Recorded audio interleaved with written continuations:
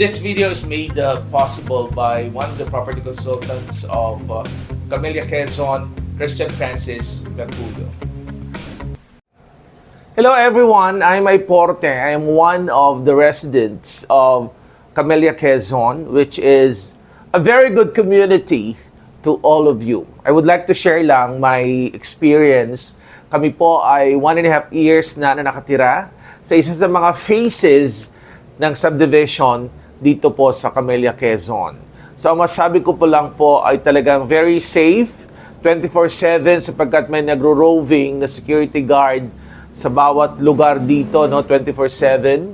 Hindi ka basta-basta makakapasok ng walang ID na i-check, na walang katanungan na dapat ma-ask ng security guard bago ka makapasok.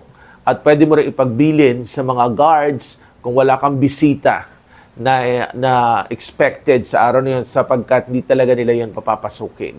Meron ditong swimming pool, meron din ditong clubhouse, may playground na halos sila magkakalapit, na pwede kang mag-event dito na talagang bonggang-bonggang events mo, hindi ka nalalayo, halos magkakalapit. At every Sunday, syempre, meron silang mass dito before 4 o'clock, naka-ready na ang clubhouse para sa misa.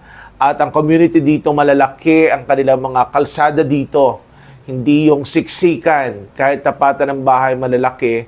At isa pa, talagang ang lugar ay napakalamig.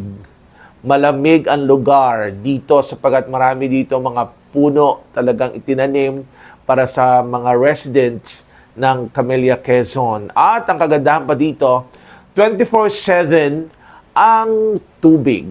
Hindi ka mag-aalala na ikaw ay mauubusan ng tubig sapagkat ang ibang parts ng Quezon nagkakaubusan ng tubig minsan, no? Lalo na pag summer.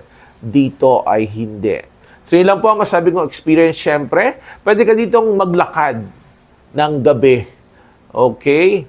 At wala kang makita dito na madalang siguro o bilang na bilang mga aso na naglipana sapagkat hinuhuli talaga, may tagahuli. At yun nga sabi ko kanina, bumalik tayo.